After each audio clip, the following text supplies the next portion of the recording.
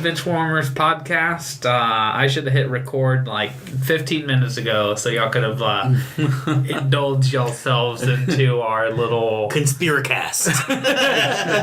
space aliens conspiracy theory chat that we just had.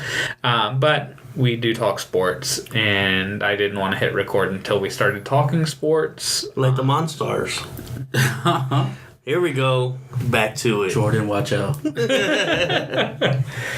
I don't think little creatures can take the power of LeBron James. But I'm telling you, if space is infinite, anything is possible. Yes. Theoretically, yeah. Yeah, Kevin Garnett was completely right. What about what? He yelled it out. Anything is possible! Yeah, if space is infinite, anything's real. But even Warner Brothers land. But yet we don't know. And Neil deGrasse Tyson. And I'm one for actually knowing and knowledge and having these statistics to back it up. And I'm one for imagination. I do have a good imagination, but not when it comes to life. Not when it comes to life on other planets. Parallel universes. I feel like that's it now. Like that's just like, oh, there's no JFK conspiracy. The moon is in the sky and aliens exist. That's just common knowledge. Grass is green, sky is blue, and there's aliens beyond that. Wait. Back it up. Did you say JFK wasn't a conspiracy? No, it's not a conspiracy. I'm just kidding. I'm not. I was like, no, it wasn't. Now we're getting into It's a magic bullet. curved bullet. Like, It's one of the most intense videos I've ever watched. Yeah, it's very graphic. So we were trying to figure out what the hell to talk about on this podcast. It just tunneled down through the core and spit out through whatever is parallel or we took our own little YouTube trip. Yeah, it got weird. It's when the Uber driver doesn't know where to go, even though it has GPS. So, can you just tell me what is left or right? Left turn here. So do I take a right? Because, All-Star Weekend just happened, which I hit on Devin Booker winning the three-point contest, who I picked. And we all hit Team LeBron. We didn't pick an All-Star Game MVP, I don't think. No. Which I don't know why we didn't. Seriously. And none of us got the dunk contest right. Who did you pick? I picked Dennis Smith. Oh, that's right. And if he wouldn't, I don't know what. So he tried to dunk his first dunk. He tried to dunk, and it looked like it was going to be really good, and he missed it. And then he went with some stupid little double clutch dunk to just get behind the back, like clutch. Yeah, just to get a dunk in, and he got like a 38 for it. And then he went to Twitter and complained about it. Yeah, but he should have at least kept trying to do something creative. And then what else did we? Oh, and Prophecies. Alvin reverse jinxed PSG. Man, now you're gonna have death warrants sent to me and all that stuff now.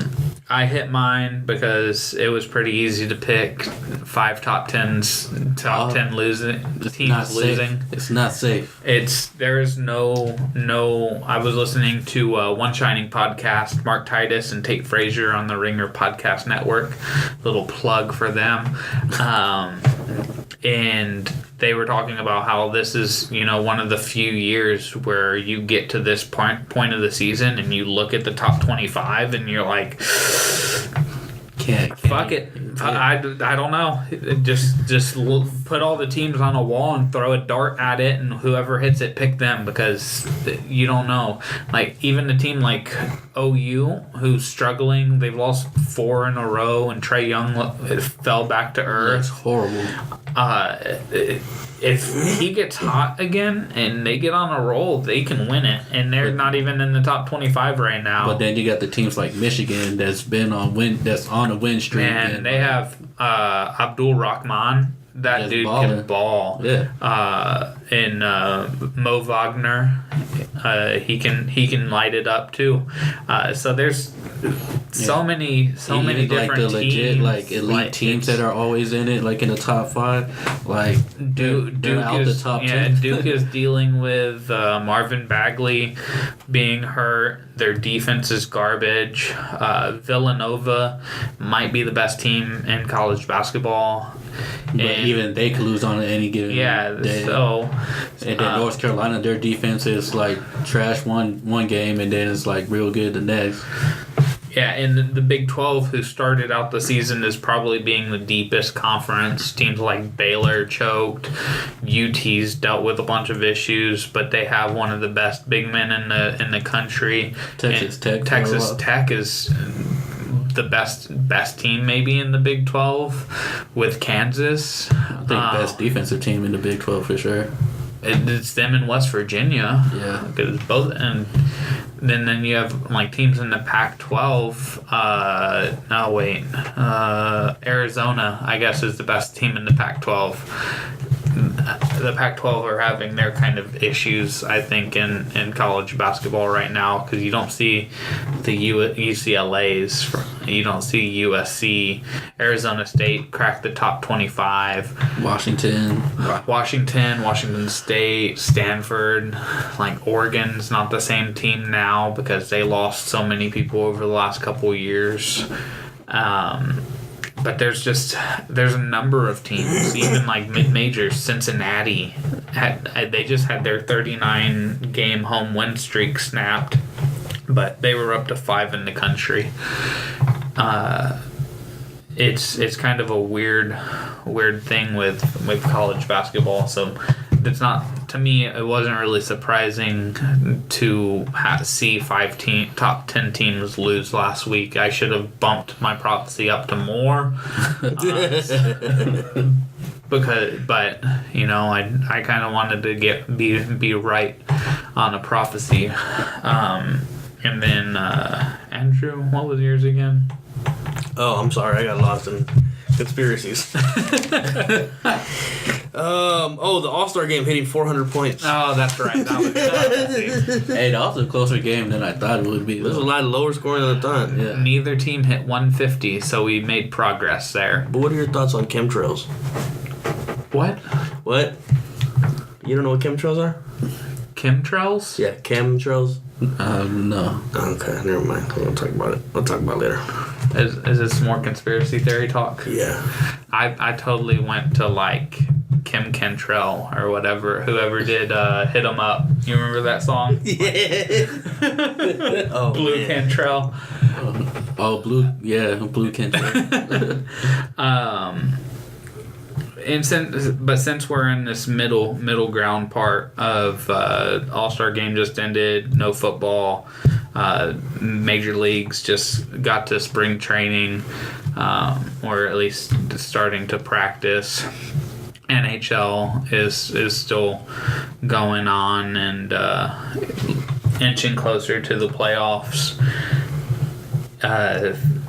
College basketball, as I just said, is heating up to getting to March Madness. We're going to do our at this point of the season awards for the NBA. So right before the NBA gets into its home stretch, most teams have about 25 games left, or all teams have about 25 games left. And so we're going to hit MVP, Defensive Player of the Year, Rookie of the Year, Coach of the Year, and Sixth Man. And then, you know, as always, doing Fire, Dire, and our prophecies. We can call this a slightly past mid-season picks. Yeah, for whatever reason. Slightly. Just a tad. I've always been curious as to why baseball does it too. Baseball and NBA does, like, they do their all-star games after the actual midway point. Like I said, there's 25 games left for like all the teams, which is a third of the season. Yeah. So they go through 2/3 of the season and then hit all-star games. And then same thing kind of with the major leagues, is they don't do their all-star game until July. and it I'm sure goes to the fact that when they start the season out, most teams have had 4 months or 6 months off. They end in mid-April, start in mid-October, so you can go 50 games and before needing to get that little second break in. So that's probably I would assume the reason why they do the All-Star game. It cuts it in the middle for the teams making it to the end. Yeah, exactly. It gives LeBron his little week off without having to take a fake injury 2-week break. I'm sitting now, coach. Wait, I am the coach. He's not the coach. He's the coach and GM. Either. He's not the GM. He's President not the of owner. basketball operations. Even Ty Lue said it when they were talking about how Steve Kerr gave the Warriors the clipboard. He's let him coach themselves. Ty Lue said, "I would never do that." He goes, "They already say that LeBron's coaching the team, so imagine what they would say if I did that." Yeah, they already say LeBron's coaching the team. That doesn't mean he's coaching the team though. When he said LeBron's coaching the team. We can misquote it all day. I mean, it goes to. It would be stupid of the Cavs to not let LeBron have some kind of input there. Yeah, because I mean it's free. It's a free coach. He's getting paid to play, not to play and coach. Don't gotta pay him double. Exactly. Or to be GM. But you get got to a deal. You get to pay him and say, all right, LeBron, you get to do whatever the fuck you want as long as you stay here. And that's kind of why he has the kind of power it seems that he has. But I'm not one of those conspiracy theorists who think that he's the coach and the GM of the team. That's not a conspiracy. That's real. So, getting into it, MVPs. Who do you have as the MVP, Alvin? I think we might all landed on the same MVP. I think it's a no-brainer. It's He has kind of a beard. Plays left-handed. LeBron James.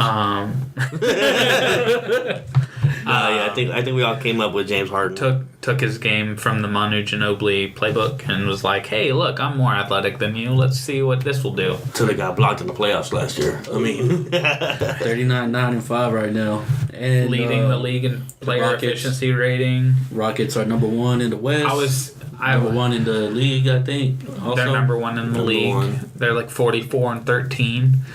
Yep. They just took the lead from the Warriors before the break. Yep. And I was there's the part of me that doesn't want to vote for a Rocket or a Warrior, just even a Celtic, just because they my man James in it. No, LeBron James might end up being the MVP. Yeah. At this moment right now, they are 34-25 or something like that, and third in the East. And while he's carried the team, I feel like didn't help create a good situation at the beginning of the season for the team. So he won't win exec of the year. Right, he's not going to win executive of the year. And he won't win coach of the year unless they do come back and win the championship, then he does redeem himself with that. Because of all the trades. But GM of the year because of all the trades. Yeah, exactly. So we'll see how that ends. But at this moment in time, as great of a player as he is and as good of a season as he's had, one of the reasons why I was like, I don't know about Harden is I looked and it just like, all right, James Harden has played 50 of their 57 games. Chris Paul has played 39 of their 57 games. So and it was on a win streak without him. Yeah. So I think I heard that they're with a full roster right now. The Rockets are like 24-3.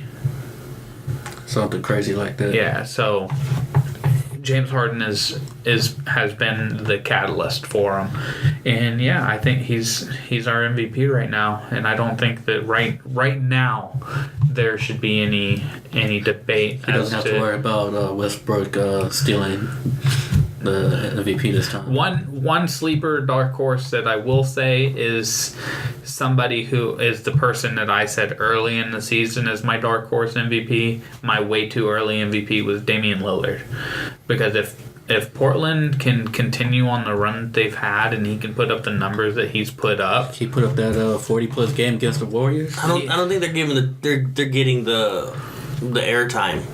Oh, definitely not getting the airtime. That's for sure.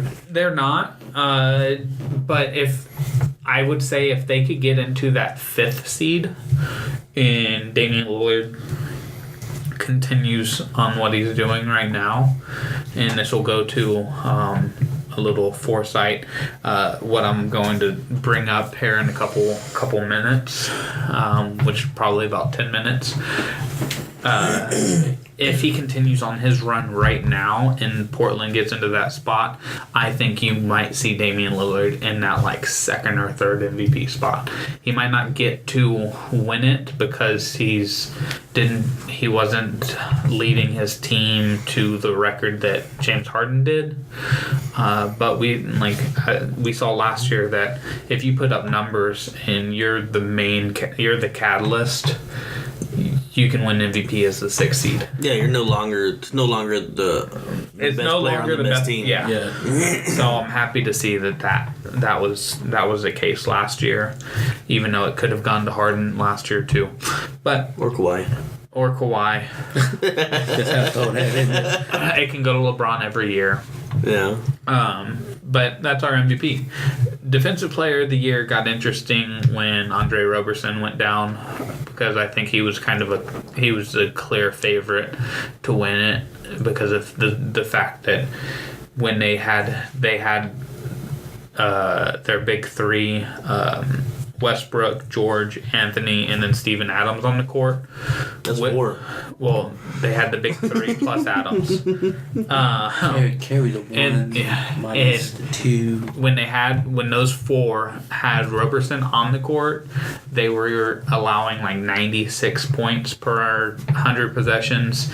And when Roberson was substituted for like Tony Ferguson or Abrinas, they were giving up like 106 points. Yeah, it was definitely like the biggest difference margin. Yeah, it was. Those numbers were crazy. So, but since he's gone for the season, I don't think we can really give it to him because he's going to miss about half the season. I'll say that my Defensive Player of the Year is from somebody who's on the best defensive team in the league, because I feel like Al Horford? It needs to be somebody from them, and it's a guy who can guard almost every single position, and he's kind of he's really an unsung hero. Is Marcus Smart. I think Marcus Smart, I wanted to make sure he played enough games and enough minutes for me to actually vote him for this, but I think with him on the court, he just allows Boston to be so much better defensively and it could have gone to any one of the 4, Smart, Tatum, Jaylen Brown, Al Horford. They've all been, the team just in its entirety has been great defensively. But Marcus Smart is their best defender. He's their most versatile defender.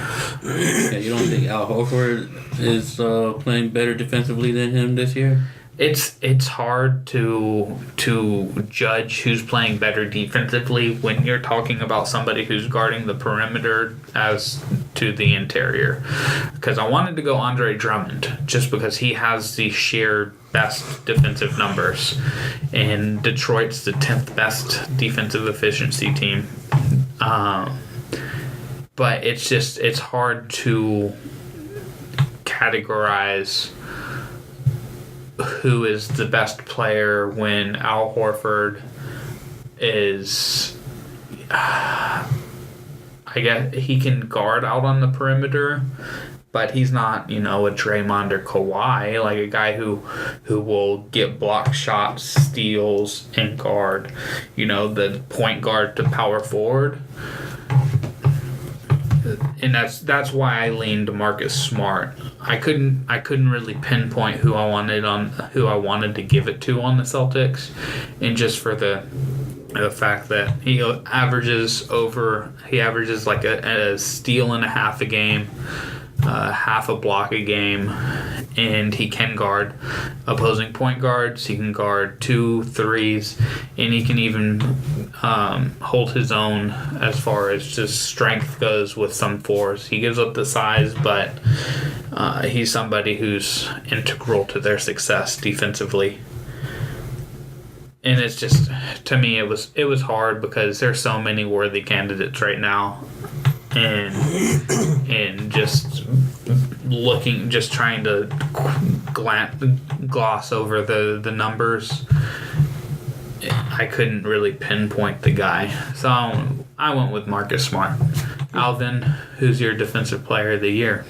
I think you completely chose to disregard him, I guess.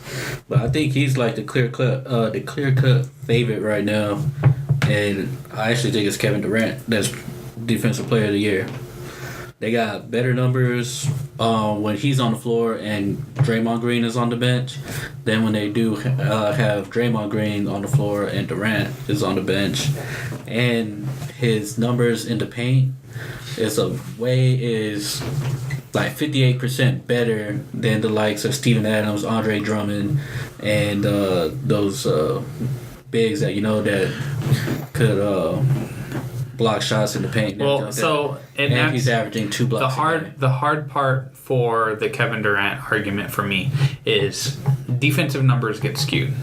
That's why I couldn't pinpoint a guy, because if you look at most of Kevin Durant's blocks, they're off ball coming and help defense blocks.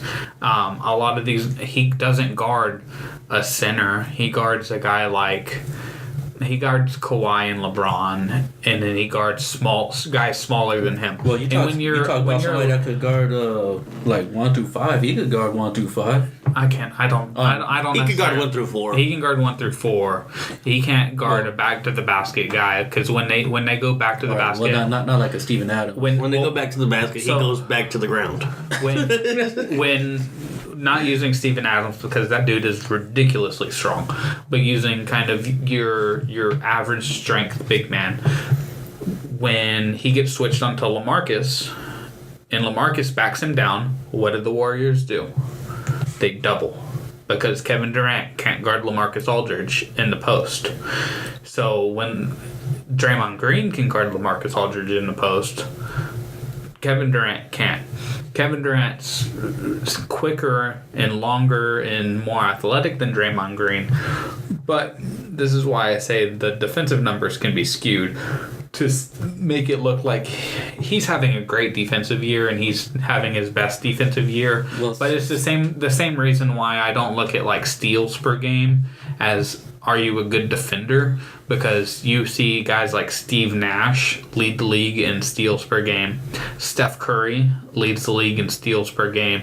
And it's just because he cuts passing lanes and gets his hand, but he's getting a lot of the steals off of bad passes or forced passes because somebody like Draymond is hounding the guy with the ball. Well, if you're cutting passing lanes, to me that's you reading the play. Yeah, there are the moments where it was a definitely good defensive play, but to say, oh, well, Steph Curry has 2.4 steals a game, he's a great defender, that the steals per game doesn't equate to being a good defender. And kind of the same. To me, same thing with blocks per game. Blocks per game doesn't necessarily make you a good defender. You know who leads the league in blocks per game right now? Porzingis at 2.4. Would we say that Porzingis is a great defender? He might be able to. Not a great defender, but I think he defends well. He's 7'3" and can jump. That's going to allow you to block shots. Kevin Durant is 7 foot with an 8'2" wingspan and can jump. Well, he's definitely been putting the onus on defense from last year. But he has been much better, and it's the best defensive season of his career, and he's in my top 5. Again, I can't pinpoint who I actually think deserves Defensive Player of the Year the most. That's why I said I'm giving it to a guy from the best defensive team in the league. Well, I feel like if you shut down the best player in the world in the fourth quarter, I mean, like, when it matters most, like, that's saying a lot for him. I don't know. He's taking less shots. Oh, you're talking about when he fouled LeBron twice and they didn't call it. That's what you're talking about, right? You say tomatoes, I say tomatoes. I got KD too, so I'm not even saying anything. Yeah. No, I get he's It's either that or Paul George. Paul George would be a good choice. But yeah, those both Durant and Paul George are in my top 5. And I just gave it to a guy that's on the best defensive team in the league. Surely haven't. Do I need to say that again? Best defensive team. No, just like you don't need to say how you like those fucking wacky picks. Just and like anti-establishment. They need something good to happen. I'm going for that player that got snubbed on the All-Star game. That's Casey's mentality. He needs something good to happen to him. Exactly. Phoenix still needs something I more. have a feeling we might all have the same Rookie of the Year. Benny Boy? Donovan Mitchell. See, that's what I was doing the foresight for. Because I have Ben Simmons right now at this moment, as we sit here recording this. Donovan Mitchell is leading the league or rookies in points, but he doesn't do as much as Ben Simmons does on the court. He's averaging 19, 4, 4, and 2. I think he's doing. Ben Simmons is averaging like 16, 9, and 8. There's two different players. There's a different player, so that's not his fault. On a better team right now too. Now I don't know. The Jazz have him, but see that is where what I was getting to is as of the last 11 games, Donovan Mitchell is the Rookie of the Year. Yeah, Ben Simmons is 16, 7 and 7. Over the entire season, Ben Simmons has been the best rookie. Official rookie. I think he's. You just hating because he played or he got drafted last year. Because you always hating. Why you say I hate? Because you do always hate. You always hate. Alvin is you hate just as much as Casey goes for the wacky picks. Hell yeah. Hell yeah.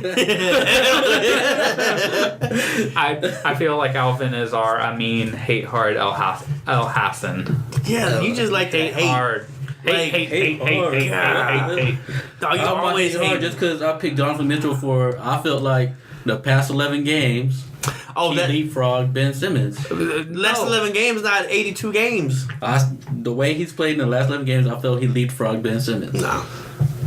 That's how I feel. If he keeps it up, you have an argument. If he keeps it up. It's a recency bias. That's what it is. Yes, bias. It's airtime. How's that bias? You got used to hearing Ben Simmons is doing great. The term is recency bias. You are biased towards the guy who's been playing better recently. Yes. While Ben Simmons has been better overall because for the entire season. Who did you hear about the whole beginning of the year when I was talking about rookies? It was all Ben Simmons. Yeah, it was Lonzo Ball. That was preseason. That was preseason, and then like 2 games in, and everybody realized he got himself a triple double. No, when you were talking about it's Ben Simmons. Rookie of the Year, it was always Ben Simmons. You got tired of hearing it. You got numb to it. He's been doing the same shit all season. You just now started hearing about Donovan Mitchell doing great. 11 games ago, my bad. Now, not just now, but 11 games ago. Now, here's the other thing about this. When you think of the Utah Jazz at this very moment, who do you think of? Rudy Gobert. At this very moment, no. Donovan Mitchell. You think Donovan Mitchell? I think Rudy Gobert. Rudy Gobert has been injured 25 games ago. You just said when you think of the Jazz, who do you think of? I even think of goddamn what's his name? I said right now. Yeah, right now. You think of Rudy Gobert? Yes. No, it's Donovan Mitchell. No, it's Rudy Gobert. He's been injured most of the season. But you still think of him? No, I don't think he's not in the the first, back of my mind. I'm not thinking of like how he's not the feeling. first. He's not the first thought when you think of the Utah Jazz right now. He is definitely their. He's probably their most important player because when he's not there, their defense just goes to shit. And he's another guy who's up in that defensive player of the year running. Oh, yeah. But he just gets too hurt. He gets hurt and misses games. So, but when you think of the 76ers, Ben Simmons isn't the first guy you think of. You think Joel Embiid? You think Joel Redick. Embiid. I mean, Joel Embiid. Markel Fultz. And that's kind of the thing that I think is hurting Ben Simmons in a way because like Ben Simmons very well could have been an all-star as a rookie this season. He'll tell you. He did. But when coaches go to it and fans go to it and they're like, all right, well, who from the Sixers should go? They're gonna look at it and be like, Joel Embiid. Like he's Twitter fingers himself. Yeah, he is their catalyst. Yeah. And that's why I think Ben Simmons has kind of fallen out of grace a little bit just because he's now not the man. He's not the man. See, you're just building a more case for me right now. But that's No, not at all. No. Not at all. Again, Alvin, think about all that goes against Ben Simmons. It's not going against him. No, it's trying to explain. Mitchell. No, we're trying to explain to you why you think this way. Think about Because clearly there's something wrong with your head. but think about what I said though. I was saying right now at this very moment, Ben Simmons over the course of the season so far is the rookie of the year. Now, if Donovan Mitchell and Ben Simmons continue the run, if they play the exact same way starting from January to the end of the season, Donovan Mitchell will take over that spot because one, they'll probably have a better ranking in the playoffs in a harder conference. And he will be the catalyst to drive them. Like I told you. That's exactly what we said earlier. But if he keeps it up for the rest of the year. Now, I'm not. Yeah, so that's what I'm saying. Why is it bad to have him right now? I'm not projecting to the future because he's not right now. Because it's not the fucking end of the year. But you guys are basically this is like 2/3 into the season. I'm saying from the past 11 games, I feel like he leapfrogged Ben Simmons. Okay, then let's change our MVP from the past 11 games. Or our defensive player of the year from the past 11 games. It's the mid-season, so it's from all the games. 11 games isn't even okay, but half of this. He was playing good, and then it got to 11 games, and then all of a sudden he rose up like. All right, so now he can leapfrog him game 80 or 81. But now, he's not gonna leapfrog him right now. Going based off of this logic, we're going to Coach of the Year based on the last 11 games. You have Quinn Snyder, right? No, I got Dwayne Casey. Then why don't you have Quinn Snyder if based off of the last 11 games, Donovan Mitchell's the Rookie of the Year? Why isn't Quinn Snyder Coach of the Year? Is it based off of the whole season? Because the Raptors haven't faltered in the last 11 games. But are they on an 11-game winning streak? I don't know what their winning streak is right now, but they're number one in the East, 41-16. What about Coach LeBron? He just won the last 2 games. But that's pretty recent with the new roster. But over the Celtics. But the Sixers that have been better than the Jazz all season, but last 11 games they haven't been. So why? I'm just trying to see because I'll compare your logic. Donovan Mitchell in the last 7 games was playing better than Ben Simmons, and Ben Simmons wasn't putting up the numbers that he was. And using the last season. 11 game argument, but you're using the Raptors. The Raptors have been the same. And so has Ben Simmons. Has been the same. No, the wasn't the same. Yes, he was. Donovan Mitchell was better in the past 11 games. But Ben Simmons has been playing the same. Just like the Jazz have been better in the last 11 games than the Raptors have. You're using your argument against yourself. Yes. One guy's been the same, and one guy is improving up.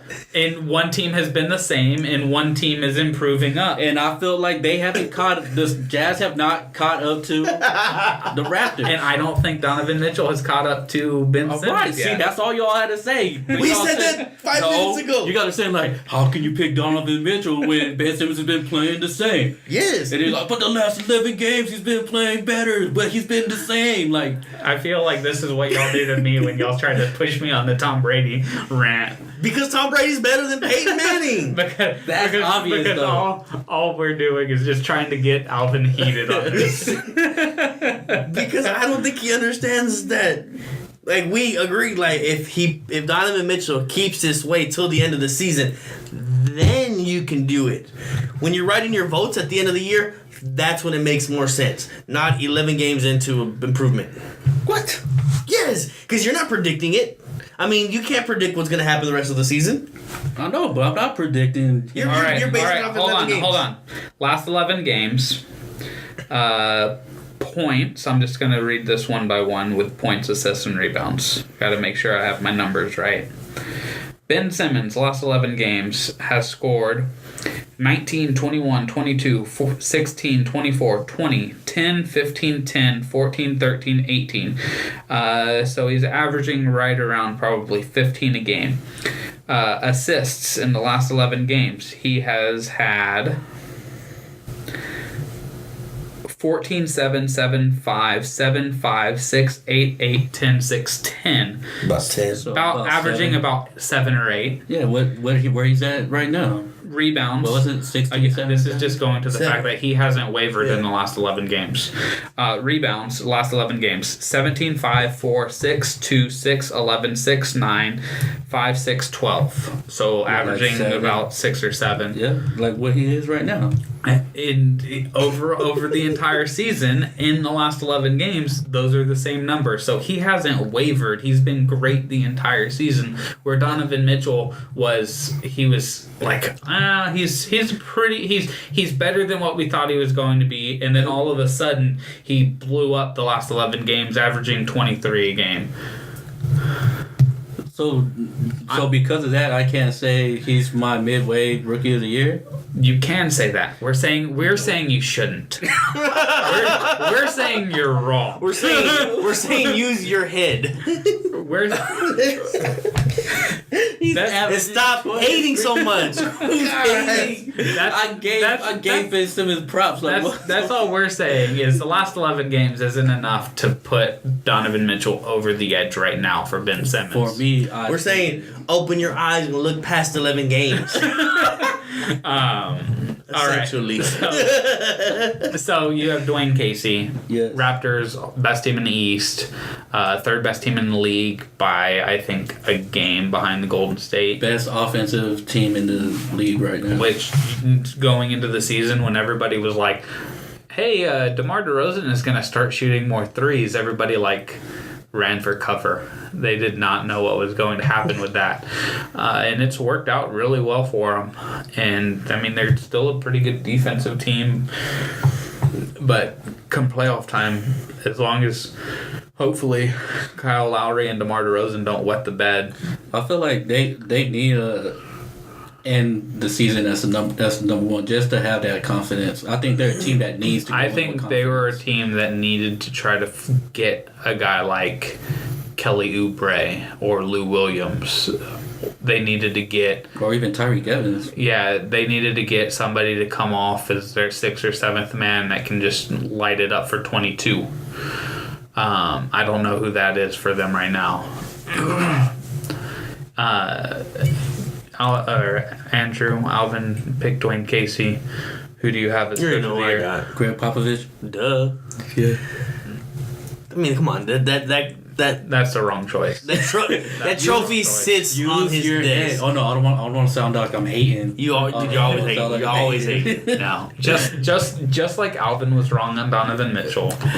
How am I wrong? You're wrong. How as great of a job that I think Greg Popovich has done this season. Yeah, look at the season so far without your best player. Your best player's played a total of 9 games, not 11, Alvin.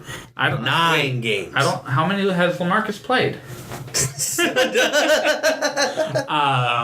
That's why he was the last pick in the All-Star draft. And played 4 minutes. Without your best player, and even without Tony Parker for the first half of the first half. The Spurs have had their first half of the half. Spurs have had their entire roster this season for 1 game, in their 35 and 24, third in the West. They're 5th in the league. They could still make another 50-win season. Yeah, they without your best player in the West. Oh wait, I forgot that was going to be my prophecy this week. I'm going to change my prophecy that I have written down. Surprise slime. But if I think I do, You're just wrong, man. I do think Popovich has had a good year. Coaches have had better years. Other coaches have had better years. With better rosters, though.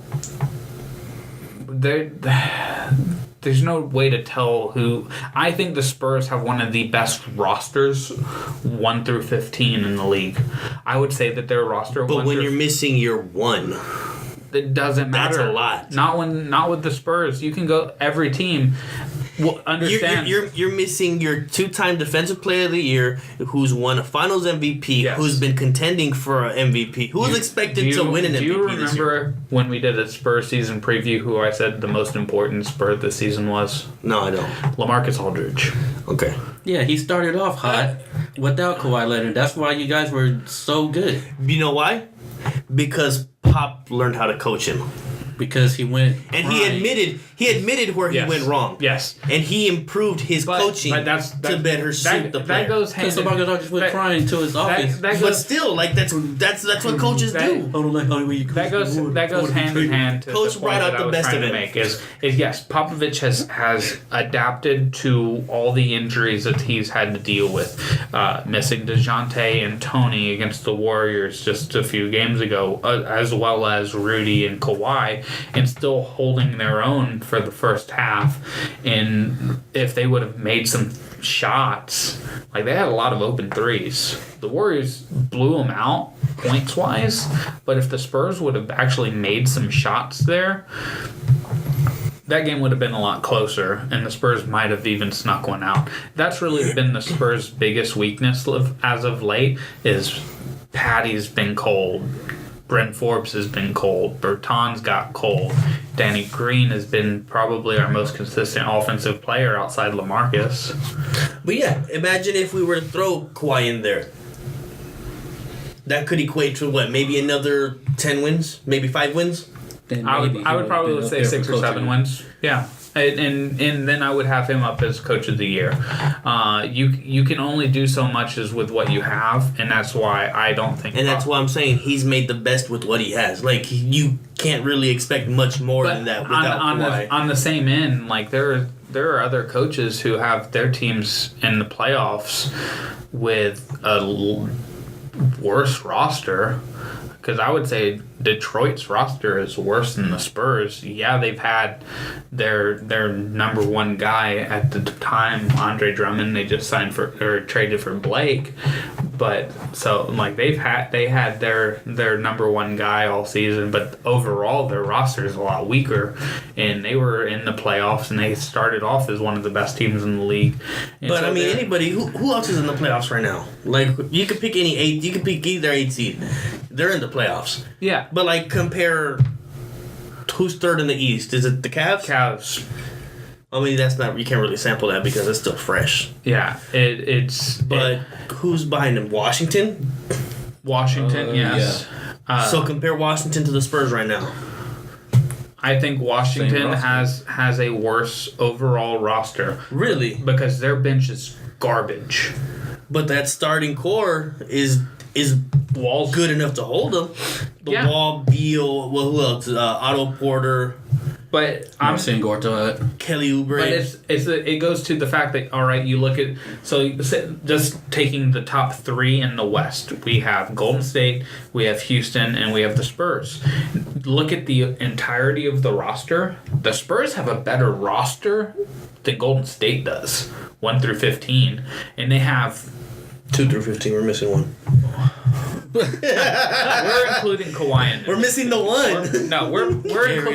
We're including Kawhi in this because 1 through 15, like with Kawhi, like we're the deepest team in the league. On paper, saying everybody's healthy. Yeah, if he's healthy, then yeah. But without, we would have won the championship last year if he didn't get hurt. But without Kawhi, in without Rudy, and like yes, all the injuries have amounted to a 35-24. I just don't see how that can make Popovich the coach of the year when.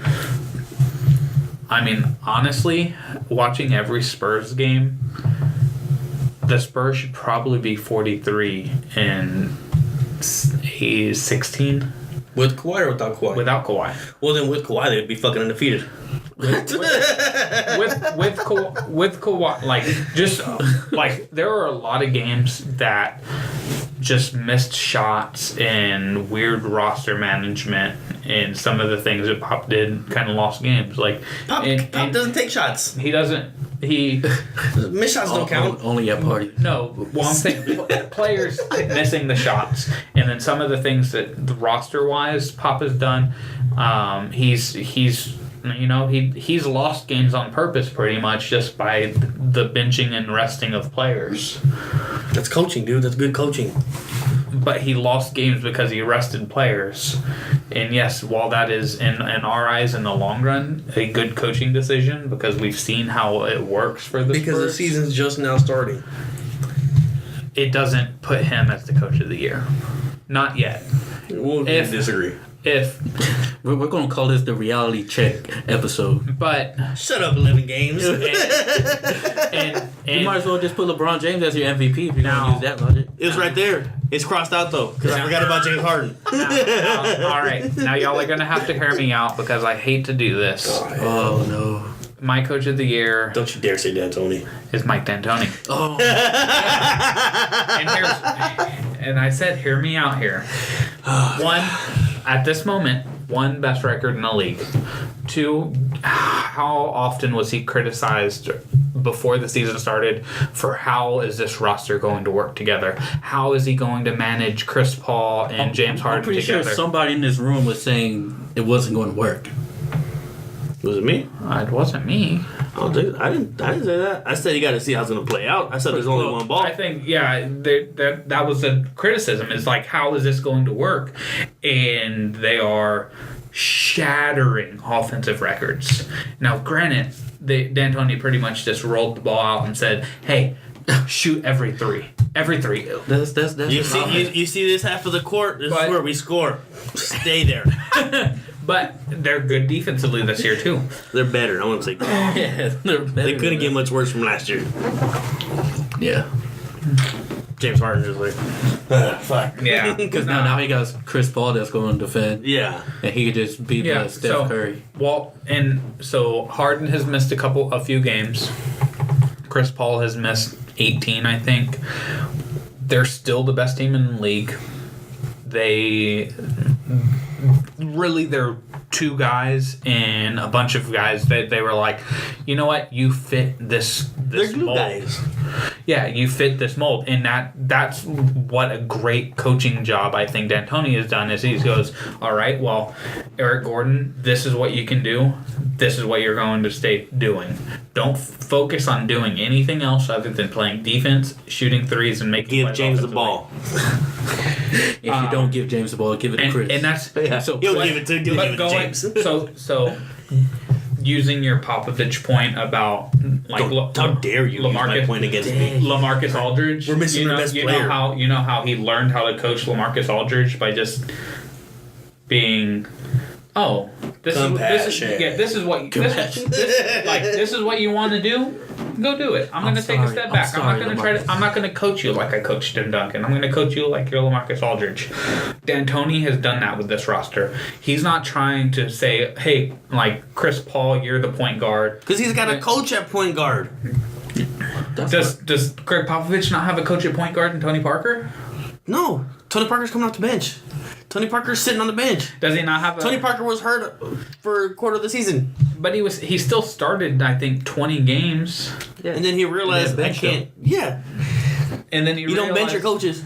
Your coaches stay on the bench. And that was a good coaching decision as far as benching Tony, starting DeJounte. Another check on Pop. Yes. Popovich has coached really well this season. D'Antoni with everything going into this season. Look at this face right now. Yes. Look at this face. I knew that both of y'all were going to hate me picking D'Antoni. That's like picking Steve Kerr last year. No, that's different. No, the Steve Kerr 2 years ago. Yes. The 73 and 9. Yeah, just get the fuck out of here. Yeah. What did you pick him for that? Look at this face.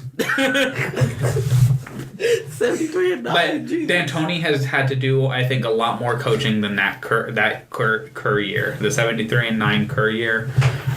I think Kerr could have just said, like, Steph pretty much just went out there and one man showed it and shot a bunch of threes, and while James Harden still does the same thing. Isn't that what he tells James Harden to do? But James Harden also gets... That's why I didn't pick Mike D'Antoni. James Harden gets better assist numbers, and the reason D'Antoni tells Chris, is because tell James D'Antoni has... Well, first of all, D'Antoni doesn't get enough credit for the fact that he said, last year, James Harden, you're going to be the starting point guard. You're going to lead the league in assists. D'Antoni said that. D'Antoni coached James Harden to be the point guard. But that's last year. That's not this year. Yeah, but it's carried over. But that they can't. No, that's last year. This is this year. No, that was last year. This is this year. Just because he made a coaching decision last year and it carried over into this year. That's last year. That shit cuts off. That cuts off at the end of June. Sorry. So when the votes already cast for last year. So when Greg Popovich drafted Tim Duncan in '97, you're saying that just because he coached Tim Duncan in 1997, he shouldn't have won a Coach of the Year? Because that's when it cut off. We're not talking 97 when he actually coached Tim Duncan to grow into the player that he is. Well, because that happened in so many years. Tim Duncan played what? How many years did he play? 17? Like 19, 18 years? 19 years? Yeah. I mean, come on. Yeah, but so... And you know when Pop stopped winning Coach of the Years? When he admitted he doesn't coach Tim Duncan anymore. He said, I got nothing left to coach him. And he didn't win a Coach of the Year since then. He won Coach of the Year in 2015? It was 14. 14. Yeah, it was 14. The year that we won it. The year that we won it, that's when he won it. And that's when he said, I stopped coaching him a long time ago. As soon as everybody found out that, they said, hold up. Scratch. Alright, so scratch. No, we're not scratching it because look at what he's done this year with this roster. Missing your best player. Come on. I think they're. It's not D'Antoni. No. It's... That was last year. I think this is this year. I think the Spurs are just like Alvin with his goddamn 11-game window. No, so I will say Dwayne Casey was a very close second to me because of what he's done in Toronto, and it goes the same way. It's like both D'Antoni and Dwayne Casey were, I think, scrutinized going into the season, and there were a lot of people like, well, what are you going to do? How are you going to make this work? You know who close second for me? LeBron James. And all right, what was the team play for? We need to put it down. Moving on. Something. All right. I knew y'all were gonna hate the D'Antoni thing. I think we all have 6 Man of the Year, same person. Balling like I'm Lou Will. Yeah, yes. Sweet Lou. So we don't need to explain why we chose Lou, I don't think. No, I mean, the numbers speak for themselves. Yeah. 23, 3, and 4. He probably should have been an all-star. Being a 6-man, which is ridiculous. Hey, Manu made the all-star game at some point. Manu almost could have if he could have done it this year. If he played more games. So that is our big 5 right now for what's happened for the entire season so far. This season, not last. Donovan Mitchell, Rookie of the Year. 11-game window. What a sample. I mean, it is a pretty good sample of 11 games. So 23 points. So let's get on to Fire Dire Prophecy. I'm going to go ahead and just... My Fire... MVP, LeBron James. He, with him, I saw my fire pick. I saw one, like, an article was written that the All-Star game was better merely because one player tried harder, and that one player was LeBron James. LeBron James tried harder and he took it somewhat seriously. And everybody had to ramp up their enthusiasm and like effort in the game because of him.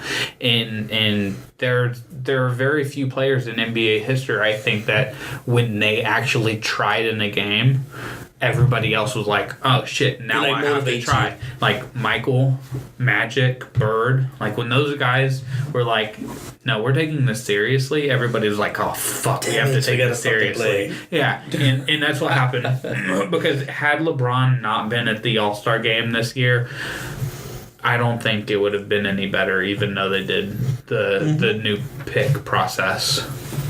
I think the closest it would have gotten was Giannis. Yeah, Giannis and Russ are always going to give their hardest, like try their hardest. But they don't have the same strength as LeBron does. I think this batch of All-Stars is in a weird position because there's always that moment where you have the same All-Stars year in, year out, and they get to their like 6th and 7th All-Star, and now they're doing the same thing over and over. All-Star weekend again, got to do this, got to go to this media event, got to go to this party, got to play this game.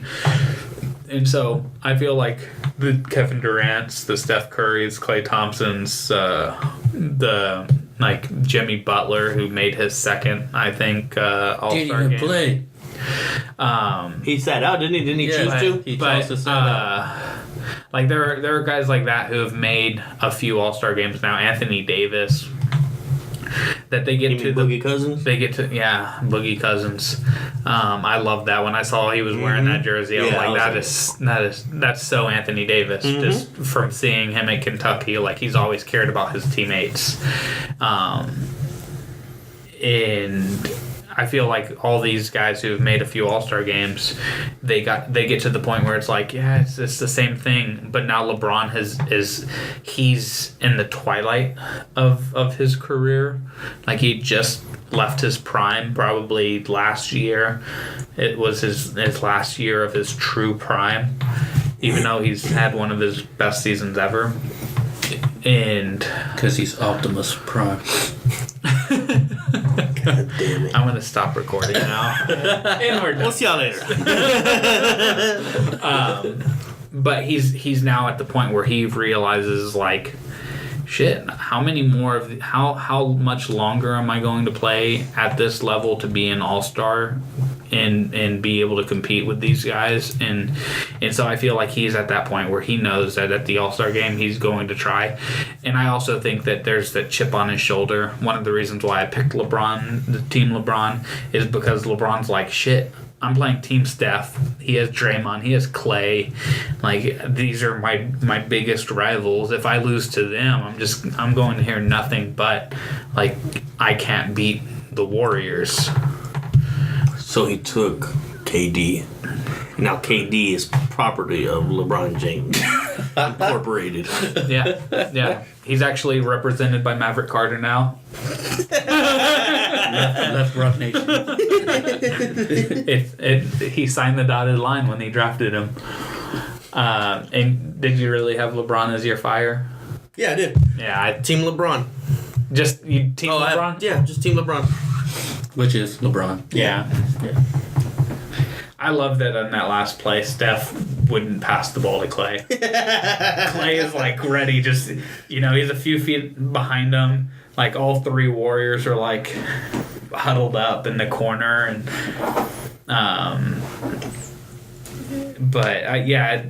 I really enjoyed the All-Star game this year. There was one alley-oop from. Really enjoyed that national anthem. It was a good national anthem.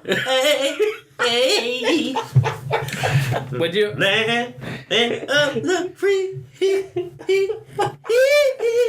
All right. Well, so now I know we talked about this national anthem before I hit record tonight. Now, quick question: would y'all have rather heard Fergie sing it in this jazz way or Kenny G play it? Kenny G played it. Kenny G. Me too. I was gauging y'all's love for Kenny G. Because, like I said, 32 years old and I'm Kenny G and out. Just hear that oboe? Yeah. It's not an oboe. It is? No, it's a like clarinet. It's not a clarinet. It's actually I think it's a version of a saxophone. Look this shit up. Alvin, talk. What's your fire pick? Kenny G. So Did you call him Alan? I said Alvin. I heard Alan. I was like, who the fuck is Alan? Well, my fire. He's an American saxophonist. Oh yeah, It's the Rockets. It's a soprano saxophone. Go again, Alvin. Come again. I said my fire is the Rockets, and then number one. And Coach of the Year, Mike D'Antoni. Trash. 44-13, best team in the West, best team in the league right now. They're just playing the better ball. Offensively. So Neymar wasn't your fire this week? No? No. Ooh. I was about to light him on fire. Ooh. All right, well, follow that up with Disappointment. Jesus. I'm sorry. I didn't. Why are you throwing shit at me? You call me a hater? somebody. You are a hater. Somebody's bitter about us bashing him for Donovan. 11 games is enough. 11 games. It gives you rookie of the year. Alvin, who's in dire for you? Is the Louisville college basketball team. Good pick. They're about to lose their title. They lost it. In their prostitutes. Yeah, it was vacated today. That shit's gone. Yeah. Alright, so yeah, they lost their title. They vacated all their wins from 11 the prostitutes to 15. had to vacate the premises. Mm-hmm. They all went back to Patino. So But the vampire himself still lives somewhere in a coffin underneath the Louisville campus. He is Dracula, man. And he's going to be getting more prostitutes up in there. I mean, people get addicted to winning, and they do whatever they can to win. But what, like, how would that be? You know what I'm saying? Like, Louisville's recruiting you, like, here you go. Because just like in the movie He Got Game. Yeah. That's how it really goes down. Like, hey, here they are. Have fun. I know, fucking- Enjoy. I think it was Jalen Rose that said it, that he wouldn't commit to a team unless he got laid at the meeting. Mm-hmm. Jalen Rose is all sorts of real when he talks about being recruited. He already got in trouble for it. What else is it? What else are they gonna do? They gonna do to him? Like, The Fab Five and Steve Fisher already got reprimanded for their issues. yeah, they had the banners taken down. They still, who was Are it? they still down? Or did they finally put them back up? I think they put him back up. But Andrew, you're in dire. My in dire is sports fan. We're gonna be in dire need of something to do. Not much going on until basketball picks back up on Thursday. Oh, Thursday, come fast, please. Talking Just in a conspiracy couple theories. I know. I'm gonna send y'all some texts this week. I'm gonna introduce y'all to chemtrails, and then Casey's gonna do the research that he does for everything else, and he's gonna look into it, and he's gonna He will. He's gonna He come to will. the conclusion that the government's trying to poison us. No, I'm not gonna come to that conclusion. The Detroit Waterman. The Detroit Water. Not Flint. Flint. It's Flint, Michigan. God. See what happens when you look at 11-game windows. So my in dire is Jimmy Butler and whatever club he was at or party he was at Saturday night. You can't go to the All-Star game and go out partying and then just say, I'm not playing tonight. Don't play me You got a at hangover, all. man. Like, for a hangover. Like, go out there. Like, LaMarcus played 4 minutes. At least go out there and play 4 minutes. Like, 5 minutes. Just... And LaMarcus was busy fucking filming a movie. And he didn't even practice. Jimmy Butler didn't practice. He didn't do anything. He pretty much didn't partake in the All-Star game. So, you know who missed out on all that stuff? The guys like Lou Williams, Ben Simmons, Jaylen Brown. Like, the guys who were Really want to be there. snubbed and wanted to be there. Like, Jimmy Butler didn't take it seriously, and missed. Like, I feel like Everybody still got paid, didn't he? Yeah, he didn't get paid. he did. But What's that incentive? Like $100,000? yeah, Shit. but to me, it's still like you lose. And the Your reputation drops because of stuff like that. Like 4 years from now, like people are going to remember, like players are going to remember what Jimmy Butler did at the All-Star game if they're like the Like he All-Stars. didn't do at the All-Star game. Exactly. Do you think they're gonna remember 4 years from now?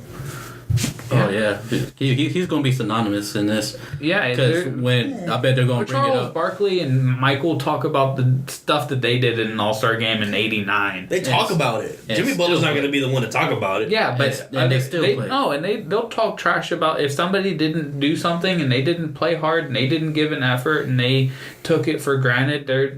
They would trash them. Trash them. Yeah, Yeah, they trash. like Jordan would trash somebody if he showed up to an All-Star game and didn't play because he was hungover and he partied too much. Because Jordan would have been partying right next to him, and you know what he would have done? He would have on gone All-Star to a games? casino. He would have won MVP, scored like 42 points.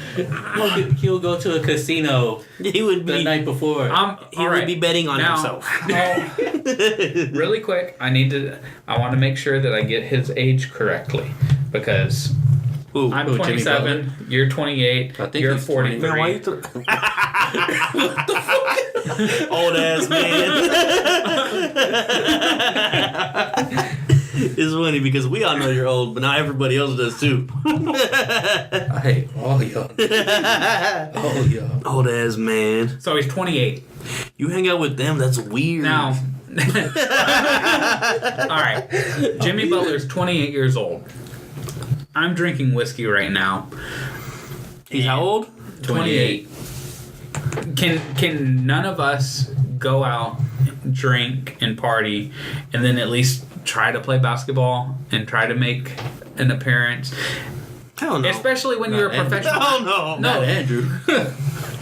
And you're a professional being athlete, so hungover. think about how good his metabolism is, how quickly he burns through shit. He's with other players at the doing the same things. Yeah, that means it's more competition. I barely don't want to play with fucking rec league. But they're all drinking too. It's not like Jimmy Butler was the only person who got went up by drunk. himself. I bet you LeBron wasn't drinking. The high school kid. Red that- wine. Please, that's different. Have you ever had a red He wine doesn't- hangover? No, I don't drink wine. It's a lot worse than a liquor hangover. That's for damn sure. Because of the sulfites. And what about The sulfites. calm down science, but doesn't believe in aliens? Infinite galaxies. Aliens aren't science. Aliens are science. They're not science. Don't you dare say it's They would- sci-fi. It's science. Fiction. Just not even science fiction. Just fiction. It's facts. There are no facts. There's no truth. There's no numbers. There's oh well, there could be. There is. Could be. There is. There is. I would love to see this evidence. The evidence is in the fact that the space is infinite. Think Okay. about what infinity is. In multiple galaxies, we're not the only galaxy out there. Parallel universes, man. I Parallel believe it. I universe. believe all that. Yeah. But until a motherfucker comes down in some kind of whatever. Did you not watch Interstellar? No, I didn't watch Interstellar. I don't watch movies. I haven't even seen Black Panther yet. Neither have I. Well, none of us have seen it yet, but we just came plan out. on watching it. Some people saw it Interstellar like came 4 out like years times. ago. I haven't seen Gravity. I haven't seen Interstellar. Here, spoiler alert for Gravity. Sandra Bullock's Bullock. falling. Let's wrap up. Let's get to the prophecies. What are we predicting that happens? Alvin. I say the Spurs will beat the Cavaliers Do they play this the Cavs weekend. this week? I think it's Saturday, I think. Saturday or Sunday, yeah. Interesting. I didn't even look at what the Spurs played. I know that they played Denver, and that's all I knew. They'll be playing them and they'll be beating them with my prophecy with Rudy Gay back in the lineup. They'll be playing them and beating them with my prophecy with Kawhi Leonard back in the lineup too. Ooh, that one's dangerous. Okay. I think Dangerous is his middle name. that was my oh yeah, that was gonna be my prophecy, because thinking last week There hasn't been anything said. Like Rudy Gay's been closer to cleared to play than Kawhi, but with the week off, with so much time off, and really, like everything that they say is return from injury management. So they're saying that he could play, but they're still holding him back because they don't want to get him hurt. I feel like at some point the Spurs are going to be like, we have 25 games left. We need to get all of our guys out there to get a rhythm, get our lineups, get our rosters and rotations correct, get our defense set up, get our offense set up, so we can maybe make a run in the playoffs. Yep, this is when Popovich starts cracking down on the young guys' minutes and stuff like that. If Kawhi doesn't come back this week, that to me signals the fact that the Spurs are just saying, let's see where we go. We're gonna shoot our shot. If we miss, we miss. Yeah, if Kawhi comes back, that's saying we're going to try to make a run at the Warriors, at the Rockets, and we're going to try to win the West. We're trying to get the 1-2 seed. Not even getting the 1 or 2 seed. They just need to go into the playoffs with a healthy team, and they need to go into the playoffs with some kind of rhythm. They're not going to get the rhythm they need for the playoffs if they hold Kawhi out another 2-3 weeks. They need to, if he's ready to go, they need to bring him back now. And that was going to be my prophecy. The other one is I was just going to say, fuck it. The Warriors are going to open the rest of the season with 2 losses. They play the Clippers and they play the Thunder. You don't feel like the Thunder could get them? I'm not sure if the Clippers can beat them. That's the one I'm concerned about. I think the Thunder have their number this year. Seems like it is. I mean, they got the roster to contend with them. That whole Russ versus KD thing. Russ has been coming out on top. I think Russ is more focused on Russ versus Steph than Russ versus KD, because Russ doesn't play the position that KD does. Yeah, but they always chirping at each other though. They always chirping at each other. That's because KD's like the dog behind the fence barking, and Russ is the dog that's outside of the fence. Trying to get in. Because, KD left. He went to arguably the best team in history, behind the greatest shooter in history, and KD copped out by going to the Warriors, and I respect the decision that he said, you know what, this is my best way to win a championship. I'm going to make this decision, and I'm going to win championships. That's okay with me. But that doesn't mean we have to like it. Yeah, and Russ doesn't like it. But I think Russ is more focused on the fact that people will put Steph as a better player over him. Yeah. Over him. I don't think he cares what people say about Kevin, because he played with Kevin. No, yeah, I know that, but I'm just saying. But Russell Westbrook I think we all agree, is a better player than Steph. Yes. I'm just saying that every time they meet, you always see the altercation of him and Kevin Durant, And that's because Russell is taking it to Steph. Always trying to take it to Steph, and KD's trying to back up his teammate, and now Kevin is in a different uniform, so Russ is going to bark at him just like he barks at everybody else who tries to get in his path. As much as I hate Russell Westbrook because he plays for the Thunder, God, I love watching that dude play.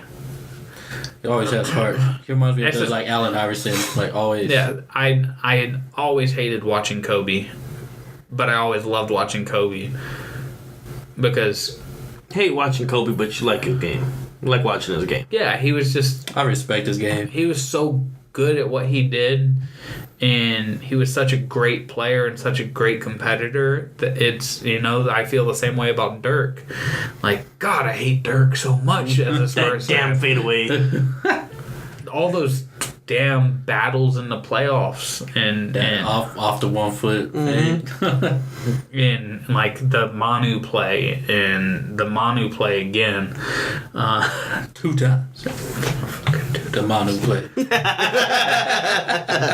But like I've grown to respect basketball players more, like even though they play on the teams that I dislike. But let's wrap it up. This has been Someone should have told Fergie that. Let's play some basketball.